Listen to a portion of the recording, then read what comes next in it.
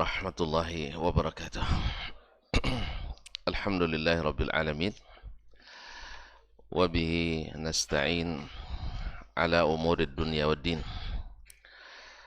Thumma assalatu wassalamu ala ashrafil anbiya'i wal mursalin, nabiyyina wa habibina Muhammadin wa ala alihi tayyibin wa azwaji tahirati ummahatil mu'minin wa ashabihi sadatil muttaqin wattabi'ina lahum bi ihsanin ila yaumin yamtazu fi ashabus shimali an ashabil yamin. Amma ba'du, fa usi nafsi wa iyyakum ayyuhal ikhwatul muslimun wal akhawatul muslimat bitaqwallahi azza wa jalla rabbil ardi was samawat, fa innahu qad fazal muttaqun. Ya ayyuhalladzina amanu taqullaha haqqa tuqatih wa la tamutunna illa wa antum muslimun. Bapak dan ibu-ibu, saudara-saudara dan saudari jemaah salat subuh di Masjid At-Taqwa Indah Sakinah wal Mawaddah, ataupun yang menyaksikan melalui media yang meliput ataupun mendengarkan melalui Radio Rabbani 91,1 FM dimanapun berada. Alhamdulillah, dengan izin Allah subhanahu wa ta'ala, kita pagi ini atau di subuh ini diizinkannya sama-sama hadir di rumahnya ini, menjadi tamu di tempat yang disucikan, di masjid. Mudah-mudahan Allah SWT menjadikan kehadiran kita kehadiran yang diberikan pahala, diberikan keikhlasan, serta diberikan berbagai kebaikan, baik yang sudah dijanjikan ataupun yang lebih daripada yang dijanjikan. Ma'asyiral kiram yang dirahmati Allah SWT, selawat dan salam kepada Nabi alaihi salatu wassalam. Kembali kita melanjutkan bersama Imam Al-Bukhari rahimahullah ta'ala dalam kitab Al-Adab Al-Mufrad. Kita sampai pada babu irham man fil ardh. Bab sayangilah yang di bumi, karena kita tidak sampai ke langit. Jadi kita diperintahkan untuk menyayangi yang di bumi, karena kita tinggal di bumi. Irham man fil ardi. Di sini kalimat man pada asalnya lil aqil, pada asalnya untuk orang yang berakal, yaitu jenis manusia dan jin, tetapi juga digunakan untuk ghairil aqil, selain daripada manusia. Dan ini yang dimaksud oleh Imam Al-Bukhari, karena di antara hadis yang akan disampaikannya adalah hadis yang berkaitan juga dengan selain menyayangi selain makhluk Allah yang bernama manusia. Kita alhamdulillah pada pertemuan dua pekan yang lalu, kalau masih lupa, masih ingat, baru kita selesaikan hadis yang pertama dalam bab ini, yaitu yang diriwayatkan oleh Imam Al-Bukhari dari syekhnya Hafs bin Umar, dari Syu'bah, dari Abdul Malik bin Umair, dari Qabisah, dari Jabir bin Abdullah, dari Umar bin Al-Khattab radhiyallahu ta'ala, la yarhamu man la yurham. Tidak akan dikasayangi yang tidak menyayangi. Wa la yughfar liman la yaghfir. Tidak akan diampuni yang tidak mau mengampuni. Wa la yutabu ala man la yatub. Dan tidak diberikan taubat bagi yang tidak mau bertobat. Wa la yuwaqqa man la yatawaqqa. Dan tidak akan dijaga dari kemaksiatan orang yang tidak menjaga-jaga diri dari kemaksiatan. Ini sudah kita bahas pada pertemuan yang lalu. Intinya berlaku di sini kaidah in jazaa'ul ihsan illa al ihsan. Balasan kebaikan tidak lain kecuali kebaikan. Wa jazaa'u sayyi'atin sayyi'atun mithluha. Dan balasan keburukan adalah keburukan yang sama. Adalah keburukan yang sama. Atau kaidah yang disebut oleh para ulama, al-jazaa'u min jinsi al-amal. Balasan yang kita terima sesuai dengan jenis amal yang kita lakukan. Penyayang disayangi, pemarah dimarahi. Dan durhaka atau zalim, Allah akan siap pula orang yang akan menzaliminya. Kalau diktator ada yang lebih tinggi daripadanya. Ya, arogan, Allah akan berikan orang yang lebih arogan untuk menundukkannya. Seperti yang kita lihat banyak dalam kejadian, barangkali kejadian hari ini yang jadi berita viral juga salah satu contoh bahwa setiap apapun kita, segarang apapun, ada yang lebih garang dari kita. Ya, sekuat apapun kekuasaan, ada Allah berikan orang yang lebih berkuasa daripadanya. Oleh itu maka di sini juga dalam bab ini termasuk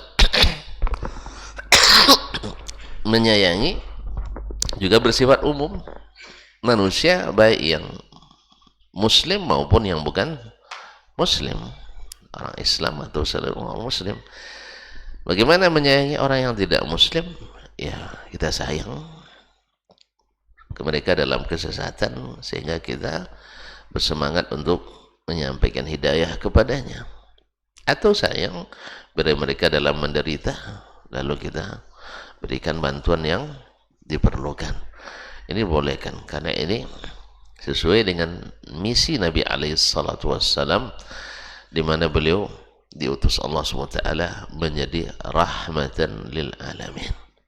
Rahmatan lil alamin.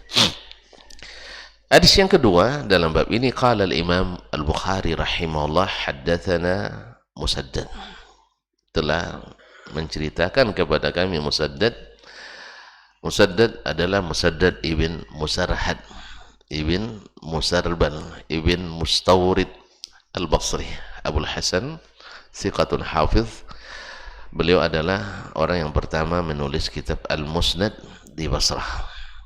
Jadi ada jenis kitab hadis namanya Al-Musnad, yaitu yang disusun berdasarkan urut nama para sahabat. Jadi hadis Umar misalnya, hadis Abu Bakar, hadis Umar dan sebagainya berdasarkan nama-nama sahabat. Itu disebut dalam kitab Al-Musnad. Nah, Musnad yang paling terkenal dan paling besar diantaranya adalah Musnad Imam Ahmad rahimahullah ta'ala. Qala haddatsana Ismail ibn Ibrahim. Dia berkata telah menceritakan kepada kami Ismail bin Ibrahim. Ini Nabi Ismail. Bin Ibrahim. Ismail ibn Ibrahim ibn Miqsam Al-Asadi, dikenal dengan Ibnu Ulayyah. Dikenal dengan Ibnu Ulayyah Al-Kufi. Juga thiqah. Qala haddatsana Ziyad ibn Mikhraq, telah menceritakan kepadaku Ziyad ibn Mikhraq. Ziyad ibn Mikhraq Al-Kufi, an Muawiyah ibn Qurrah, dari Muawiyah ibn Qurrah, yaitu Muawiyah ibn Qurrah ibn Iyas ibn Hilal Al-Muzani Al-Mahri. Al-Muzani Al-Mahri juga thiqah. An abihi, dari bapaknya. Bapaknya adalah Muawiyah, Qurrah ibn Iyas ibn Hilal Al-Muzani Al-Mahri. Ini adalah sahabat Nabi alaihi salatu wassalam radhiyallahu anhu. Qala, dia berkata, qala rajulun, berkata seorang laki-laki, yakni di kalangan sahabat radhiyallahu anhum, ya Rasulullah sallallahu alaihi wasallam, wahai Rasulullah sallallahu alaihi wasallam, inni la azbahu syata fa arhamuha. Saya mau menyembelih kambing tapi saya sayang kepadanya. Jadi ada rasa kasihannya. Kadang-kadang kan sayang dengan tegas bercampur. Sayang dengan tegas bercampur. Sekarang kan kambing ya memang Allah ciptakan untuk untuk dikusuk-kusuk saja gitu ya. Untuk dimanja-manjain tidak. Memang dibesar-besarkan, gemuklah kamu ya. Dah licin, dah bagus, dah indah. Habis itu disembelih memang itu. Disembelih. Ya Ustaznya, tidak ada orang kambing untuk dipelihara untuk jadi perhiasan rumah tidak. Tapi kambing adalah memang untuk dimakan. Itu sudah merupakan sunnatullah dan itu halal. Nah, kalau bukan karena Allah halal kita nyembelih, tidak boleh kita sembelih itu. Makanya manusia boleh sembelih? Hah? Ya, boleh? Tidak, kadang tidak halal. Tidak boleh. Walaupun badannya gemuk, banyak dagingnya, tidak boleh. Tidak bisa dikorbankan. Ya, atau mungkin tidak berguna lagi, juga tidak boleh. Karena apa? Allah haramkan. Tapi kalau yang namanya hewan, ya seperti kambing dan sebagainya, memang untuk itu. Cuman di saat menyembelih itu ada rasa sayang kita, ada rasa sayang itu. Sampai-sampai orang buat apa, semacam apa namanya itu, meme ya, dibuatnya ikan, diambil dari lama air baskomnya itu, mau disembelih dia nangis ikan itu, tidak jadi disembelih. Pandai juga orang ini, nangis kayak bayi dia. Allah musta'an. Kaum muslimin dan musliman, jadi kata sahabat ini, saya nak nyembelih kambing tapi saya kasihan. Tapi apakah kasihan ini membuat kita tak akan menyembelih? Sayang memang. Sayang. Sama juga di saat kita, seorang anak manusia membuat suatu kesalahan, yaitu misalnya perbuatan menghilangkan nyawa orang, baik berencana atau tidak berencana. Kalau di kita kan dibedakan berencana dengan tidak berencana. Ini berencana atau tidak, menghilangkan nyawa orang, konsekuensinya dihilangkan pula nyawa kita, qisas. Kecuali ada harapan dimaafkan oleh ahli waris, dimaafkan oleh wali waris. Walaupun satu orang yang memaafkan dari 100 orang, misalnya ahli warisnya ada 100, yang memaafkan satu, dah gugur hak qisas semuanya. Masya Allah, tabarakallah. Saya masih ingat waktu di Madinah pernah menangani kasus seorang TKW kita membunuh majikannya dengan darah dingin, bukan darah panas, darah dingin. Apa maksud darah dingin itu? Artinya tidak ada menyesalnya sedikit pun nampaknya ya. Baik ketika saya bertemu di Kejaksaan Tinggi waktu itu, interogasi sebelum untuk mengambil BAP ini kan, maupun sampai di pengadilan, saya juga hadir juga di pengadilan waktu sidang, tidak ada menyesalnya, betul-betul dingin darahnya. Padahal yang dibunuh itu punya anak yang masih baik ya, mungkin karena Allah alam tidak ada lagi rahmat dalam hatinya, atau karena kemarahan yang sudah memuncak sehingga hilang sama sekali rasa kasih. Nyesal pun tidak nampaknya, entah setelah itu Allah alam. Kita anjurkan untuk bertobat pada Allah SWT. Akhirnya diputuskan karena memang betul-betul direncanakan untuk membunuh olehnya, dan sadis, pembunuhannya sadis, na'udzubillah. Ma'asyal kiram dirahmati Allah SWT. Nah, kapan baru dilaksanakan?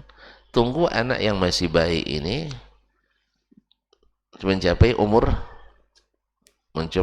balik. Setelah dia balik nanti baru ditanya dimaafkan atau tidak.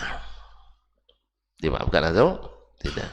Jadi tidak otomatis langsung dieksekusi, tidak. Jadi masih ada waris yang belum bisa ditanya sekarang. Oleh sebab itu kaum muslimin dan muslimat dirahmati Allah, qisas itu bukan masalah mudah, masalahnya masalah berat. Masalah berat. Jadi keputusannya tidak otomatis langsung otomatis eksekusi, tidak. Semuanya, bahkan dari pengalaman yang kami hadapi, hakim pun mengarahkan untuk dimaafkan. Artinya diberikan pandangan-pandangan, nasihat-nasihat bahwa memaafkan itu lebih diutamakan daripada menghilangkan nyawa. Kadang-kadang kan orang ini kan tidak sengaja kan, sama dengan orang marah sama istri, jatuh tolaknya, habis itu nyesal dia kan. Dia kan tidak sengaja. Itu apa boleh buat? Iya. Kalau ditunggu orang menjatuhkan tolak tidak marah, jarang terjadi. Pasti karena marah. Ada orang, dek, kamu cantik sekali, saya tolak ya, tidak mungkin. Pasti ketika kelihatannya jelek waktu itu, buruk waktu itu. Ya, kalau sudah kelihatan buruk, kamu tuh kalau marah lebih parah dari buruk katanya. Dan Allah musta'an. Jadi kaum muslimin dan muslimat, jadi ketika hukum ini dilaksanakan, orang yang eksekutornya ini mesti ada rasa sayangnya juga. Rasa sayangnya. Cuman rasa sayang ini tidak bisa kita kedepankan karena ini eksekusi yang diwajibkan Allah Subhanahu wa ta'ala untuk menjaga kehidupan. Untuk menjaga kehidupan. Oleh sebab itu Allah katakan wala ta'khuzkum bihima ra'fatun fi dinillah.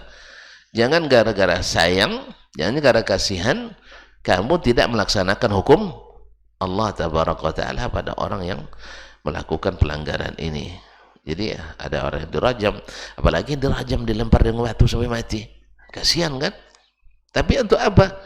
Supaya di saat ketika hukum berjalan maka manusia aman. Oleh itu kaum muslimin dan muslimat dirahmati Allah, dengan dilaksanakannya hukum qisas seperti ini, alhamdulillah kita tidak akan mendapatkan keamanan seperti yang ada di situ. Misalnya untuk zaman ini yang berani menerapkan qisas itu sebagai undang-undang negaranya adalah Arab Saudi. Maka tercatatlah sebagai negara paling aman di dunia. Tapi kalau paling aman, jangan gara-gara paling aman buka-buka aurat wanita di situ disambar orang juga. Ya kaum muslimin dan muslimat yang ini, karena itu masalahnya aman Ustaz katanya. Tapi kalau perempuan enggak, iyalah antum tengok-tengok kan, siapa yang aman? Antum aja di rumah juga enggak aman kok. Kalau udah ditengok-tengok kan, iya dah. Makanya maka aturannya juga supaya pakaian wanita bila keluar harus tertutup rapat. Nah, cuman kan desakan-desakan dunia internasional hari ini, termasuk mungkin kita juga termasuk yang mendoakan keburukan bagi mereka, akhirnya mereka seperti orang sendiri di seluruh dunia. Coba bayangkan, sendiri di seluruh dunia mewajibkan wanita pakai hijab bila keluar rumah, akhirnya lama-lama longgar juga. Longgar juga, ditambah lagi doa-doa kita yang di sini semoga jatuh kerajaan itu misalnya. Karena banyak juga yang mendoakan tidak lama lagi hancur itu katanya kan. Kenapa? Karena mereka negeri yang menegakkan tauhid, negeri menegakkan sunnah dan menjauhkan bid'ah, lalu disiripkan dan disisipi dengan orang-orang yang liberal, sehingga akhirnya semakin lama semakin akan luntur juga. Karena ibarat sekokoh apapun batu, tapi di titik air saja bisa bikin lubang, apalagi ini seluruh mengarah gitu, seluruhnya mengarah. Coba lihat contoh konkret saja ketika Irak menyerang Kuwait tahun 91, lupa ya, 91. Ya, Raja Fahd menelpon, mentelegram 29 pimpinan negara Islam untuk minta solusi dan bantuan. Alhamdulillah tak satu pun berani. Tak satu pun berani. Karena mereka takut sama paman Sam.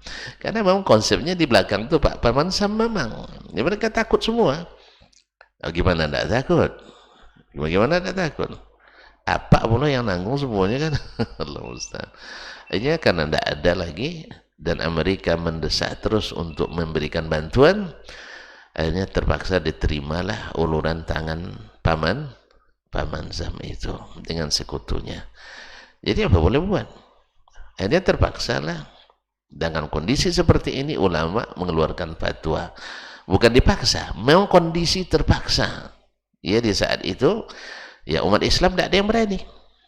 Pakistan tidak berani, Indonesia juga tak maaf cu, kalau ceniko tidak tolong lucunya. Lah bahas itulah kan dilawan To'acu Sam tidak isah adanya.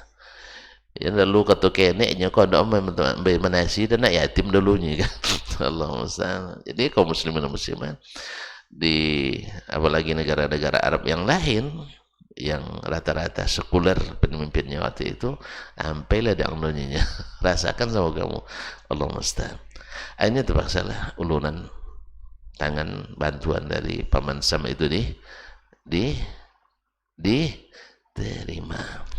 Kalau begitu menurut pepatah kita ketujuh ayam padi obah. Tahu tak? Tahu padi bila rebah ayam setuju sekali, tak perlu lompat-lompat lagi, tinggal makan. Itu yang dicari-cari oleh Ocu atau paman Sam itu. Kaum muslimin dan muslimat. Nah, pelaksanaan hukum ini harus walaupun ada rasa kasihan. Sebab apa? Kalau mengatakan walakum fil qisasi hayatun ya ulil albab. Bagimu dalam melaksanakan qisas itu adalah menjamin kehidupan. Maka tercatat di dunia internasional negeri teraman di dunia. Dengan qisas itu kita dapatkan tidak ya pengumuman qisas itu diumumkan secara nasional. Orang takut. Kadang dalam setahun nggak ada hukum qisas. Dalam setahun berlalu dari seluruh kerajaan tidak ada hukum qisas. Nah, coba tengok kita tiap hari ada pembunuhan. Ya, tiap hari. Ya, dan di setiap negeri kalau di persentase, na'udzubillah, untunglah Indonesia ini subur gitu. Jadi mati satu lahir 50. Jadi sampai risau pula orang PKKN buatnya. Apa cara menekan pertumbuhan penduduknya? Jadi kiranya rezeki itu kita yang ngatur. Maka rezeki kalau kita yang ngatur semakin payah. Jadi rezeki itu biarkan Allah yang mengaturnya. Makanya kaum muslimin dan muslimat, sejak saya balik-balik berakal, ya saya lihat kampanye pemilihan pemimpin kita selalu masalah ekonomi. Dan alhamdulillah saya tengok seluruhnya gagal mengurus ekonomi. Utang tambah banyak terus. Ya. Kalau menurut ekonomi dengan utang dan pandai jadi presidennya. Ya. Bayar utang ini untuk berutang lagi, bayar utang, bunga berbunga, semua kata pandai itu. Tapi bagaimana supaya utang minus, kemudian sumber daya alam, sumber daya manusia ini maksimal dimanfaatkan. Tentu saja rumusnya dan jelas Allah yang maha penguasa itu katakan walau anna ahlal qura amanu wattaqau, iman dan takwa itu rumusnya itu aja. Makanya ketika kita diberi nikmat, bukan pesta maksiat yang kita lakukan. Ini tidak diberikan nikmat kemerdekaan, kebanyakan perayaannya berisi maksiat. Gimana nak berkah? Gimana nak berkah? Kebanyakan perayaan kemerdekaan yang merupakan berkat rahmat Allah yang Maha Esa, tetapi kita lumuri dengan berbagai kegiatan yang berdosa. Allah musta'an. Karena memang definisi kita syukuran itu bergembira. Padahal syukuran itu adalah ibadah. Definisi memang sudah jauh melenceng. Ya, Nabi diberikan kemerdekaan Fathu Makkah, beliau bersyukur dengan menambah ibadah, bukan dengan melakukan pesta-pesta dan sebagainya, apalagi diisi dengan maksiat. Oleh sebab itu, bagaimanapun secantik apapun program peningkatan ekonomi, insya Allah tidak akan diberikannya. Apa sebab? Syarat dan ketentuan berlaku. Syarat dan ketentuan berlaku. Oleh sebab itu, mohon maaf kalau saya tidak tertarik dengan kampanye ekonomi. Apa sebab? Hah? Apa sebab? Semuanya janji-janji manis di bibir tak ditepati. Nah, Allah musta'an. Tapi kalau ada yang menjanjikan, kalau saya jadi pemimpin, negeri ini menjadi negeri yang baldatun thayyibatun rabbun ghafur. Itu semangat saya, insyaallah taala. Ya, semangat. Kapan? Allahu a'lam. Kita lihat saja nanti. Nah, kembali ke sini kaum muslimin dan muslimat dirahmati Allah. Inni la arhamu syat. Afwan, inni la azhabu syat wa arhamuha. Saya menyembelih kambing tapi sayang. Nah, sayang itulah yang membuat seseorang innallaha katabal ihsan fi kulli syai. Allah mewajibkan untuk berbuat baik dalam segala sesuatu. Fa idza zahbahtum fa ahsinul zibhata. Bila kamu menyembelih maka baikkanlah sembelihan. Wal yuhidda ahadukum syafratahu, hendaklah dia menajamkan pisaunya. Wal yurih zabihatahu, buat sembelihannya setenang mungkin. Buat setenang mungkin. Kalau pisau tajam di saat disembelih tidak seperti pisau yang tumpul. Kemudian jangan diperlihatkan kepadanya yang sudah disembelih, maka dilindung. Kalau bisa darahnya saja jangan sampai terbahun gitu. Makanya kalau di tempat-tempat penyembelihan yang sempurna syarat-syarat syar'inya, itu darah itu sebelum disembelih yang lain disiram dulu semuanya. Dibuatkan, dialirkan airnya, disiram dulu, baru setelah itu baru disembelih yang lain lagi. Ya, karena saya tahu, karena pernah jadi supervisornya penyembelihan di Muaisim itu, tapi saya ikut sekali aja, nak cari pengalaman gitu ya, ternyata memang bersama jemaah haji lebih senang daripada bersama kambing-kambing. Itu catatan saya, karena biasanya saya musim haji tentu mendampingi jemaah, tapi bukan ikatan kerja, tidak. Kan beda ikatan kerja, kita tertumpu pada satu. Tapi kalau ikatannya ikatan dakwah, kita bisa kemana-mana. Bahkan kalau kerja di travel, di situ aja kita selamanya. Tapi kalau kami tidak, kami bebas karena memang tidak ada mencari bayaran gitu. Kadang-kadang kita harus mengeluarkan biaya banyak. Alhamdulillah. Jadi sekali itu saya kerja. Memantau dan jadi musyrif para penyembelih itu. Kalau tidak diatur, mereka ingin seperti nyembelih sebanyak mungkin. Sebab apa? Bayarnya per kepala.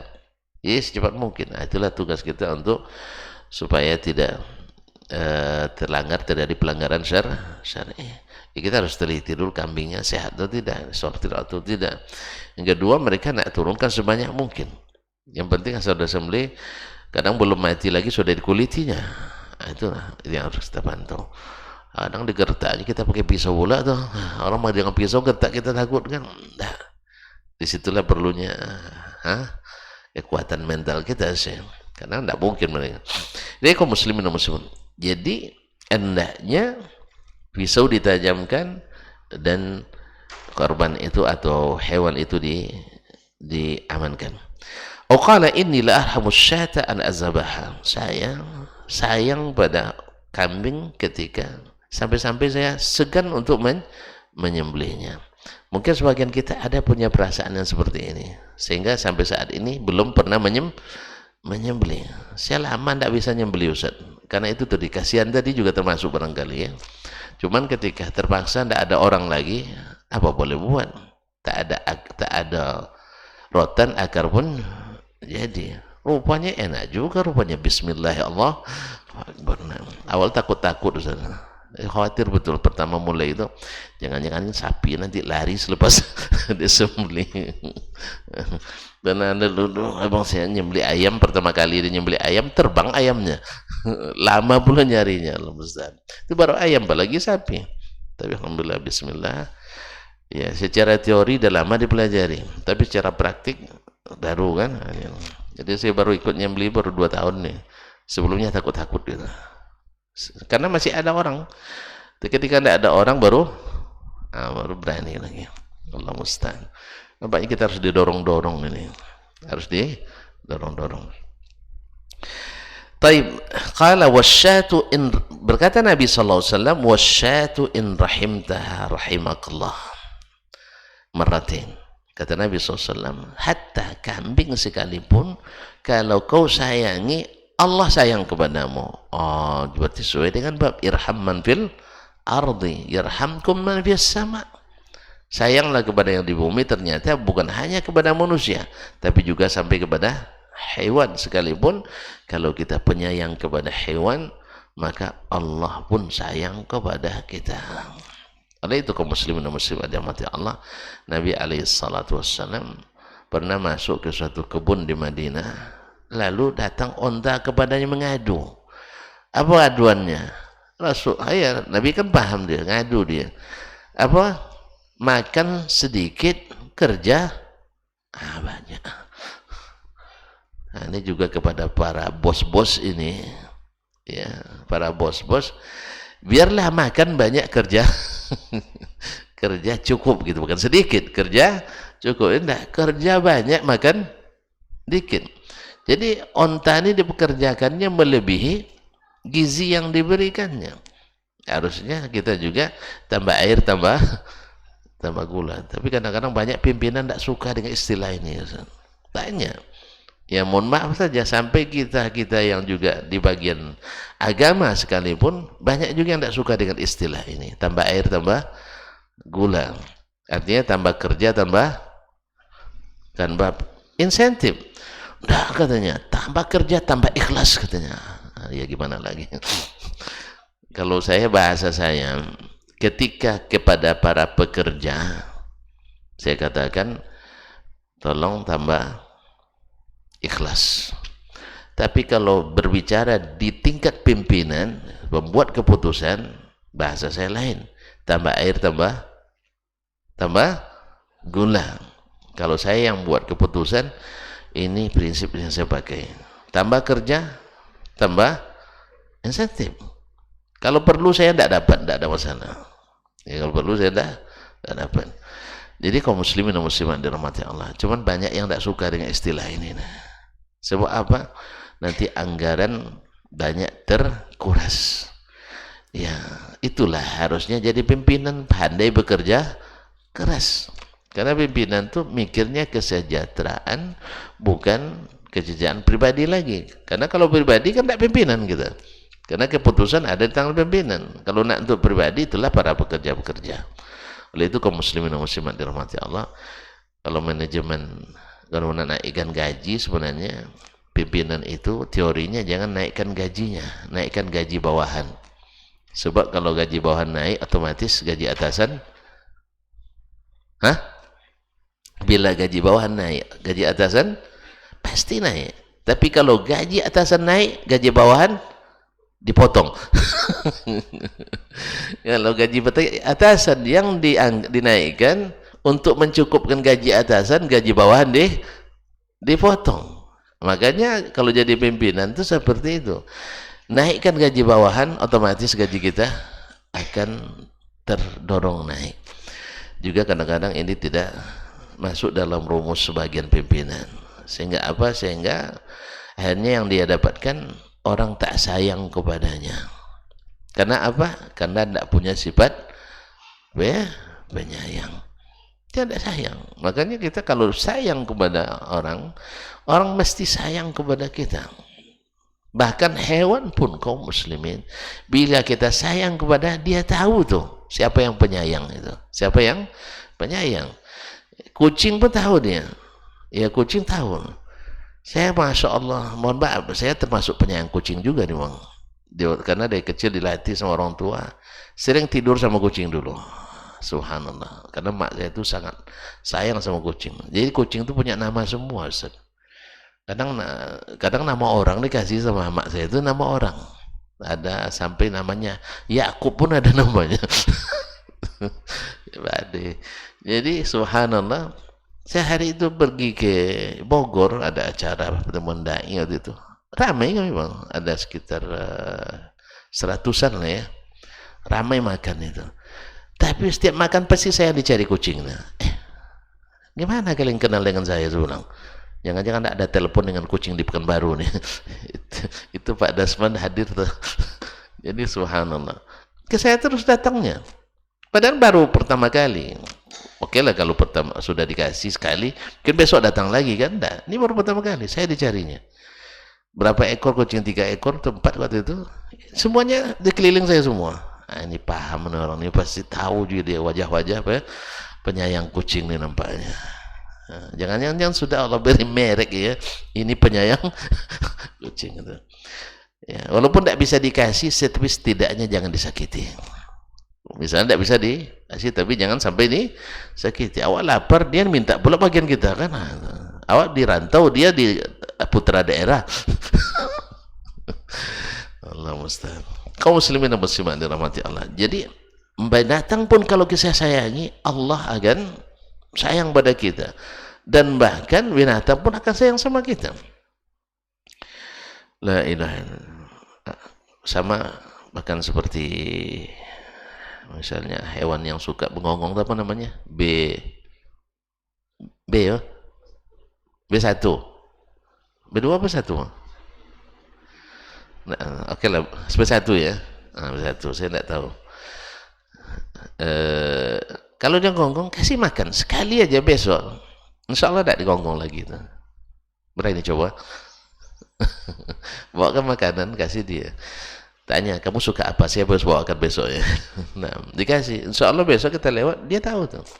Makanya ada buku ditulis oleh seorang ulama, Muhammad bin Abdullah bin Marzuban. Judul bukunya, Fadlul Kilab ala kathirin mimman labisa thiyab. Keutamaan anjing dari sebagian orang yang pakai baju. Tahu orang yang pakai baju? Ya manusia. Nah, manusia. Ada beberapa sifat yang kadang-kadang baik terdapat pada binatang tapi tidak terdapat pada sebagian manusia. Allah musta'an. Baik, kita lanjutkan. Qala al-Imam Al-Bukhari rahimahullah, hadatsana Adam, telah menyampaikan kepada kami Adam, yaitu Adam ibn Abi Iyas Abdurrahman Al-Asqalani. Adam bin Abi Iyas Al-Asqalani Al-Khurasani al-Asl. Ini termasuk guru Imam Al-Bukhari yang junior. Thiqatun abid. Qala haddatsana Syu'bah, telah menceritakan kepada kami Syu'bah, itu Syu'bah Ibn Al-Hajjaj Al-Ataki Abu Bilsam Al-Basri, Amirul Mu'minin bil Hadis, yaitu yang pertama memeriksa hadis di Basrah. An Mansur, dari Mansur Ibn Al-Mu'tamir At-Taimi, qala sami'tu, juga thiqah, qala sami'tu Aba Uthman Maula Al-Mughirah bin Syu'bah. Saya mendengar Abu Uthman Maula Al-Mughirah bin Syu'bah. Ini bukan Abu Uthman An-Nahdi, bukan Abu Uthman An-Nahdi. Yaqul sami'tu Abu Hurairah, saya mendengar Abu Hurairah radhiyallahu ta'ala anhu yaqul, berkata, sami'tu an-Nabiy sallallahu alaihi wasallam as-sadiq al-masduq. Saya mendengar Nabi sallallahu alaihi wasallam as-sadiq al-masduq, yang benar dan dibenarkan. Abul Qasim sallallahu alaihi wasallam yaqul, dia berkata, bersabda, la tunza'ur rahmatu illa min syaqi. La tunza'ur rahmatu illa min syaqi. Tidak dicabut sifat penyayang kecuali dari orang yang syaqi. Syaqi itu kaum muslimin asli maknanya adalah orang yang merugi, orang yang menderita, orang yang tidak bahagia. Lawan daripada sa'id. Kalau dalam hadis Abdullah bin Mas'ud, yaitu tentang dituliskannya takdir kita, 4 yang Allah tuliskan, diantaranya adalah syaqiyun au sa'id. Syaqiyun ahli neraka, sa'id ahli surga. Jadi rahmat kalau sudah tidak ada, ini can masuk neraka. Sebab tidak ada kasih sayang. Di dunia adalah tempat bagi sayang. Kalau tidak diberikan, Allah tidak berikan dia kasih sayang untuk masuk surga. Karena rahmat itu dengannya kita berkasih sayang. Ketika kita berkasih sayang, Allah pun beri kita rahmat. Kalau kita tidak berkasih sayang, Allah tidak sayang pula. Kalau Allah tidak sayang, pasti kita tidak bahagia. Dan kalau tidak bahagia, masuk neraka. Oleh sebab itu, la yaslaha illal ashqa. Neraka itu tak masuk ke dalamnya kecuali orang-orang yang syaqi, orang yang paling menderita. Demikian juga di dunia, orang yang tidak penyayang pasti tidak nyaman. Tidak ada nyamannya orang tidak penyayang, tidak ada nyamannya. Ya, orang nak marah terus, gimana nak nyaman? Ya sih? Orang yang nak marah terus, orang yang nak menghabisi orang terus, mana nyamannya? Tidak ada siapa kasih sayang. Oleh itu kaum muslimin dan muslimat, maka tidak akan dicabut rahmat kecuali dari orang yang tidak beruntung, orang yang merugi. Ma'asyarul kiram dirahmati Allah SWT. Makanya orang-orang yang tagha, orang-orang yang yang keras, orang-orang yang melampaui batas, nanti Allah akan tundukkan pula untuk menghabisinya orang-orang yang lebih dahsyat daripadanya. Nasallallahu alaihi afiyah. Kemudian berkata Imam Al-Bukhari rahimahullah, haddatsana Musaddad, telah menyampaikan hadis ini kepada kami Musaddad ibn Musarhad ibn Musarbal ilmu Mustawrid Abul Hasan Al-Basri, yang disebutkan pada sanad sebelumnya adalah yang pertama menulis kitab Al-Musnad di Basrah, thiqatun hafiz. Qala haddatsana Yahya, telah menceritakan kepada kami Yahya. Yahya siapa nih? Yahya banyak, Yahya Ma'ali, no? Yahya ibn Sa'id ibn Barrukh. Abu Sa'id Al-Khattan Al-Masri adalah salah satu ulama besar hadis di zamannya. Qala an Ismail, dari Ismail. Ismail siapa lagi? Yang tadi Ismail bin Ibrahim, tidak. Ini lebih tinggi daripada yang tadi tabaqatnya. Itu Ismail ibn Abi Khalid Al-Ahmasi, thiqatun thabt. Qala akhbarani Qais, telah menceritakan kepada Qais, yaitu Qais ibn Hazim, juga thiqah. Qala akhbarani Jarir, telah menceritakan kepadaku Jarir, yaitu Jarir bin Abdullah Al-Bajali. Jarir bin Abdullah Al-Bajali, sahabat Nabi SAW, yang kisahnya dalam berkasih sayang kepada hamba Allah ya susah untuk diikuti kebanyakan manusia. Contoh, ketika dia membeli seekor kuda, dikirimnya pekerjanya atau maulanya untuk beli ke pasar kuda, lalu dibawa ke rumahnya COD. COD, apa COD? Yaitu bayar di tempat. Sampai di depan beliau, awalnya sudah sepakat itu 300 dirham. Lalu dia lihat, ini tidak patut 300 ini. Mau tidak saya beli 400? Tentu maulah penjualnya. Lalu ditengok lagi, tawar lagi, mau tidak 500? Sampai akhirnya dia naikkan harganya dari 300 sampai 800 dirham. Jadi tidak ada dalam kamus dia dapat durian runtuh, itu tidak ada. Ya, dia beli, baik orang terdesak tidak terdesak, beli dengan harga yang patut dan pantas. Orang tentu pada umumnya, dan itu boleh Ya secara hukum fikih boleh. Ya, saya terdesak nih, HP ini harganya mungkin 200.000, tapi karena saya butuh, saya jual 100. Boleh enggak? Sah jual beli? Sah, tak ada masalah. Nah, boleh saya jual. Atau tanah misalnya harga asli 100 juta. Cuman orang kan bayar 100 juta, orang kan tidak mau. Mana orang nak beli tanah? Tapi kalau dikurangi jadi 70 juta, banyak yang berebut, saya kurangi. Karena hak saya. Walaupun saya perlu uang, tapi jual ini kan tidak terpaksa, tidak dipaksa saya menjualnya. Cuman saya terpaksa jual karena saya butuh. Maka secara syar'i boleh saja. Tapi yang punya hati-hati mulia seperti Jarir bin Abdullah, dia katakan tidak. Walaupun ditawarin 300, tapi pantasnya 800. Pernah antum beli kayak gitu? Hah? Beli plastik aja dulu. Berapa neneknya? 2.000. Mau enggak 5.000? Coba aja sekali-sekali beli sayur di pasar itu. Kalau kita sampai 800 dirham mana berani kita Ustaznya. Beli mobil berapa nih? 120 juta. Mau enggak 200 juta? Mana ada kita? Hah? Asli, kalau enggak bisa di ini sayur-sayur aja lah coba dulu. Karena banyak nenek-nenek tua yang jualan itu, kasihan kan?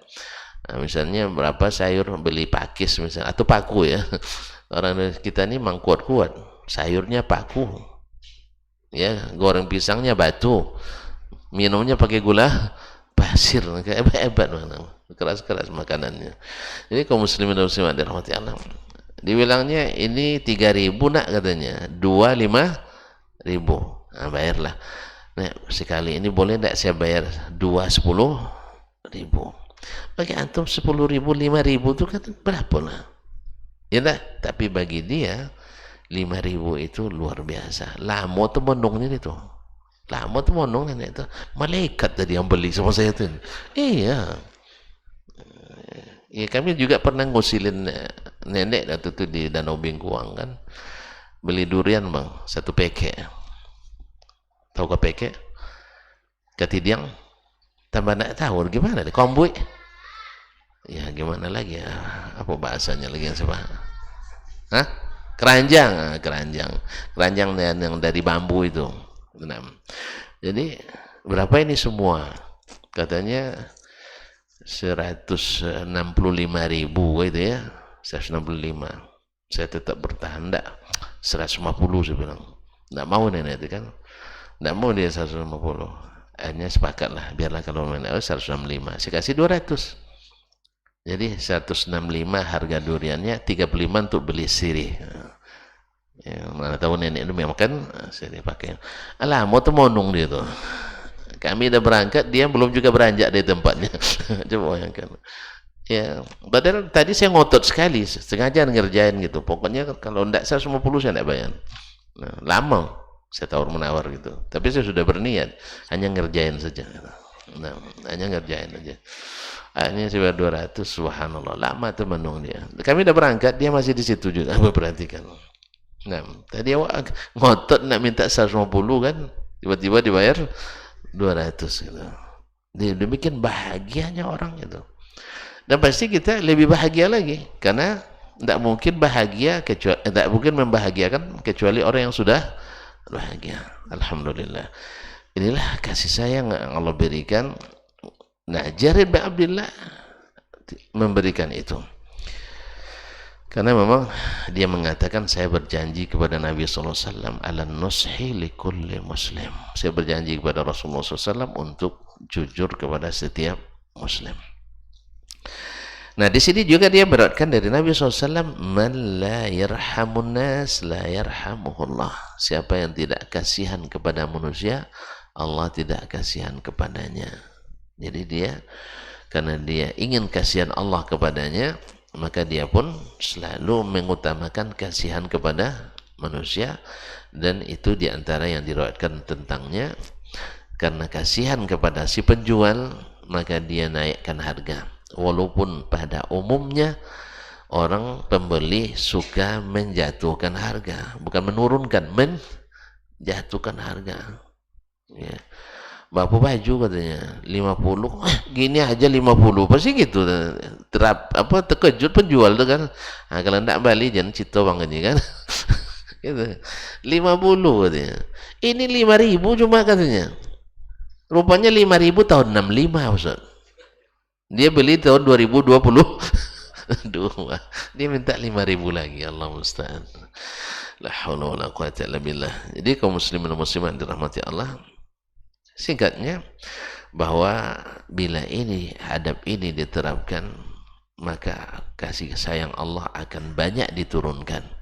Dan bila kasih sayang Allah banyak diturunkan, maka kita akan hidup dalam kebahagiaan, keamanan dan kenyamanan. Tapi bila sudah dicabut, la haula wala quwata illa billah. Manusia kadang lebih buas dari binatang.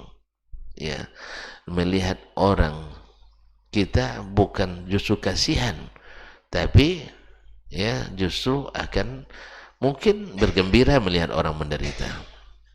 Ya, tidak jarang dulu ketika baru naik mobil bang, kata kasih rumus apa namanya yang sopir-sopir travel nih bilang, kamu kalau nak pandai bawa mobil, lihat orang kecelakaan jangan kasihan katanya, matilah kau di situ katanya.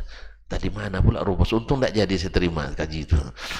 Jadi katanya kalau lihat orang kecelakaan jangan ditolong, kalau enggak jadi penakut antum jadi katanya.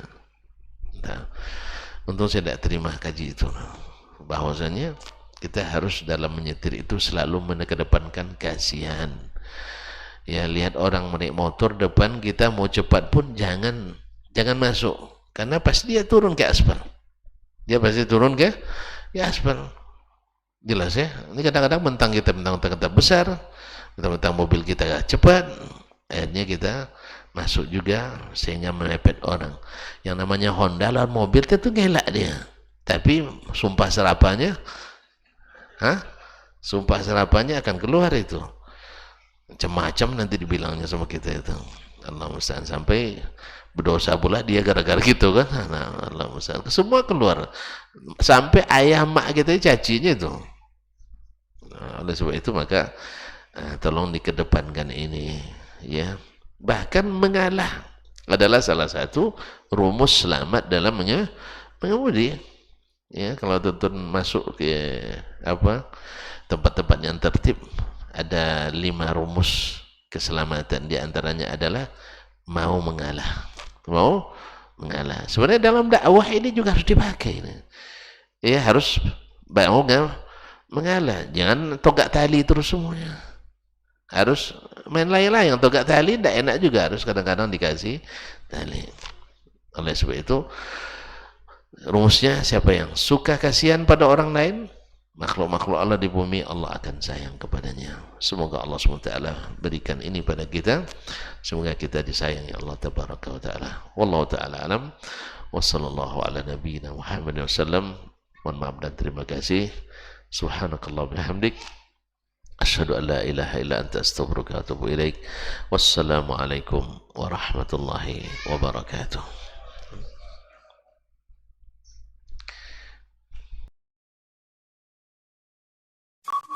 Dr. Dasman Yaya Ma'ali LCMA Hafizahullah, Dr. Helmi Basri LCMA Hafizahullah, Dr. Hidayatullah Ismail LCMA Hafizahullah.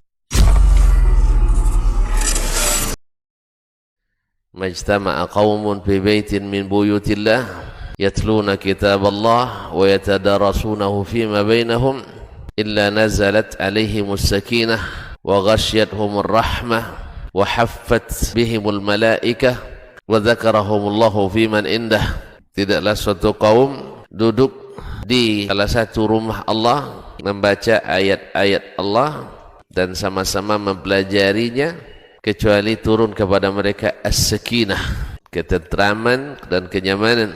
Wa ghasyiyatuhumur rahmah, dan mereka diliputi pula oleh rahmat, kasih sayang dari Allah Subhanahu wa taala. Wa haffat bihimul malaikah, dan mereka pun dikelilingi oleh para malaikat, karena malaikat suka majlis-majlis zikir dan ilmu. Wa dzakarahumullahu fiman indah, dan Allah akan banggakan sebut-sebut mereka di kalangan malaikat-malaikat yang ada di sisinya, di masyarakat atas. Mudah-mudahan kita termasuk yang sering disebut-sebut di sisi Allah di kalangan para malaikat, dan di akhir majelis ini mudah-mudahan kita pula mendapatkan seperti yang tersebut dalam hadis qudsi, qumu maghfuran lakum, silahkan berangkat meninggalkan majelis ini dalam keadaan diampuni dosa-dosa kalian.